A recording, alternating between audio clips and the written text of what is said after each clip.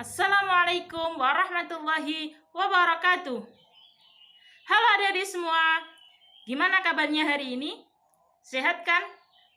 Alhamdulillah kalau adik-adik semua dalam keadaan sehat walafiat.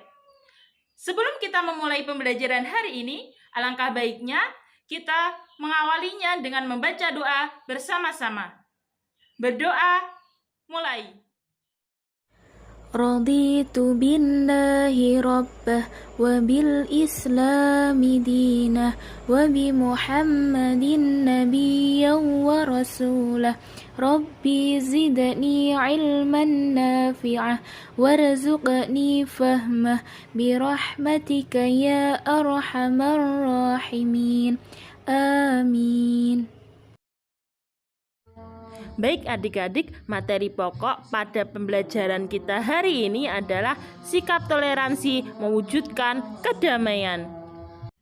Di dalam materi pokok ini terdapat 3 materi pembahasan. Yang pertama adalah pengertian tasamuh atau toleransi. Yang kedua adalah toleransi menciptakan perdamaian. Dan yang ketiga adalah pengertian fanatik. Baik, langsung saja kita masuk ke materi yang pertama, yaitu pengertian tasamuh atau toleransi. Adik-adik semua pasti sudah pernah dengar tentang toleransi. Toleransi itu berasal dari kata toleran yang artinya dengan sabar membiarkan sesuatu. Secara luas, pengertian toleransi adalah suatu sikap atau perilaku manusia yang tidak menyimpang dari aturan, di mana seseorang itu menghormati atau menghargai antar kelompok atau individu di dalam masyarakat atau lingkungan yang lain. Dan dengan sikap toleransi ini dapat menghindarkan terjadinya diskriminasi, di mana di negara kita saat ini masih banyak terjadi kasus-kasus diskriminasi antar kelompok atau antar individu. Padahal dalam Islam sudah dijelaskan tentang pentingnya toleransi di dalam surat Al-Kafirun ayat 1-6, di mana akan dijelaskan oleh Kak Hafiz tentang asbabun nuzulnya.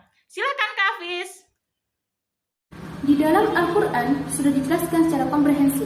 Salah satunya yaitu asbabun nuzul surah Al-Kafirun ayat 1-6. Apa sih asbabun nuzul itu? Asbabun nuzul adalah sebab turunnya salah satu surah dalam Al-Quran. Di sini saya akan menceritakan bagaimana asbabun nuzul surah Al-Kafirun ayat 1-6.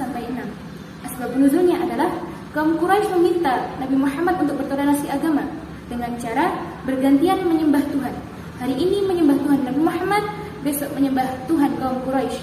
Hal ini sangat ditentang oleh Allah Subhanahu wa taala dengan menurunkan surah Al-Kafirun ayat 1-6 yang berbunyi A'udzu billahi minasy syaithanir rajim. Bismillahirrahmanirrahim. Qul ya ayyuhal kafirun la a'budu ma ta'budun wa la antum 'abiduna ma a'bud wa la ana 'abidum ma 'abadtum wa la antum 'abiduna ma a'bud lakum dinukum waliyadin. Shadaqallahul 'azim. Ada berbagai cara bertoleransi agama yang bisa kita lakukan saat ini. Yang pertama yaitu tidak memaksa orang lain untuk memeluk agama kita. Yang kedua, tidak mencela agama orang lain. Yang ketiga, tidak mengganggu orang lain beribadah sesuai dengan keyakinan masing-masing. Nah, adik-adik sudah paham kan tentang pengertian toleransi dan asbabun nuzul surat Al-Kafirun ayat 1-6? Selanjutnya kita masuk ke materi yang kedua, yaitu toleransi menciptakan kedamaian yang akan dijelaskan oleh Kak Aning. Silakan Kak Aning. Baik, materi selanjutnya yang akan kita pelajari yaitu toleransi menciptakan kedamaian. Untuk menciptakan situasi yang aman dan damai, sikap toleransi atau tasamuh sangatlah diperlukan. Toleransi sangat penting untuk diterapkan dalam kehidupan sehari-hari. Sebagaimana dalam sebuah hadis dari Ibnu Amr radhiyallahu anhu, sesungguhnya Rasulullah shallallahu alaihi wasallam bersabda, "Khairul ashabi indallahi khairuhum li sahibihi wa khairul jirani indallahi khairuhum li jarihi." Sebaik-baik sahabat di sisi Allah adalah yang paling baik di antara mereka terhadap sesama saudaranya, dan sebaik-baik tetangga di sisi Allah adalah yang paling baik di antara mereka terhadap tetangganya. Hadis riwayat Ahmad, At-Tirmidzi, Ibnu Hibban, Al-Hakim, dan Al-Baihaqi. Hadis tersebut mengingatkan kita agar lebih bisa memposisikan diri kita sebagai orang yang bisa menghargai dan berusaha untuk berbuat baik kepada sesama. Kita tahu bahwa manusia adalah makhluk sosial. Sebagai makhluk sosial, tentu manusia tidak dapat hidup sendiri tanpa bantuan orang lain. Maka, sikap toleransi sangat penting diterapkan untuk menciptakan rasa saling menghargai dan menghormati antar sesama. Dalam kehidupan bermasyarakat, pertentangan atau perdebatan adalah suatu hal yang wajar. Misalnya dalam bertetangga, jika seseorang tidak berhati-hati dalam bersikap dan berucap, maka bukan tidak mungkin kesalahpahaman akan terjadi. Karena masing-masing individu memiliki perbedaan-perbedaan yang jika kita tidak bisa menghargai perbedaan tersebut, maka tali persaudaraan pasti akan terputus, dan kerukunan tidak akan bisa terjalin dengan baik.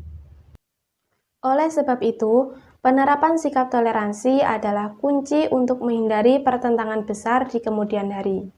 Dan dengan menerapkan sikap toleransi, seseorang akan dapat menyelesaikan permasalahan dengan tenang dan kepala dingin.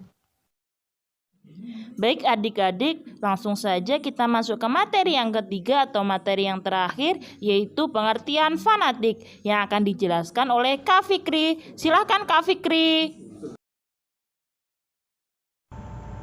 Baik, kali ini saya akan menjelaskan pengertian dari fanatik. Fanatik menurut Kamus Besar Bahasa Indonesia ialah keyakinan terhadap sebuah ajaran, baik agama, politik, maupun budaya. Orang yang fanatik dalam beragama memiliki keyakinan kuat terhadap ajarannya dan akan berpengaruh dalam kehidupan sehari-hari. Dalam Islam, sikap fanatik disebut juga sebagai istiqomah.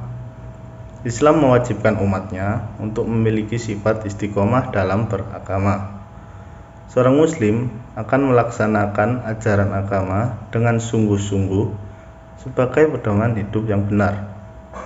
Allah Subhanahu wa taala berfirman dalam surat Al-Bayyinah ayat 1-2 yang berbunyi, Bismillahirrahmanirrahim. Lam yakunil ladina kafaru min ahlil kitabi wal musyrikina munfaqina hatta ta'tiyahumul bayyinah rasulun minallahi yatslu suhufan mutahharah, yang artinya orang-orang kafir dari golongan ahli kitab dan orang musyrik tidak akan meninggalkan agama mereka sampai datang kepada mereka bukti yang nyata, yaitu seorang rasul dari Allah yang membacakan lembaran-lembaran yang suci, yakni Al-Quran.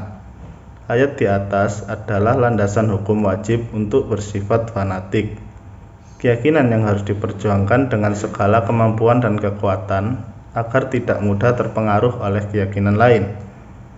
Kedua ayat ini juga menjelaskan sikap tegas yang dimiliki oleh orang-orang kafir dari golongan ahli kitab dan orang musyrik. Mereka menyatakan tidak akan meninggalkan agama mereka sampai datang keterangan yang nyata. Keterangan itu adalah Nabi akhir zaman yang mereka dambakan akan membacakan lembaran-lembaran suci sebagai pedoman hidup. Dengan demikian, kita harus menyadari bahwa kita hidup bersama orang lain yang memiliki keyakinan berbeda-beda. Oleh karena itu, masing-masing orang harus dapat menyesuaikan diri dengan lingkungan masyarakat yang pluralisme. Terima kasih. Baik adik-adik, itu tadi materi yang harus adik-adik pahami dan adik-adik pelajari. Semoga adik-adik semua dapat memahami materi yang telah kakak-kakak sampaikan tadi. Dan semoga kita semua dapat mengamalkannya dan mempraktekannya dalam kehidupan sehari-hari. Sekian dari Kak Rifda. Wassalamualaikum warahmatullahi wabarakatuh.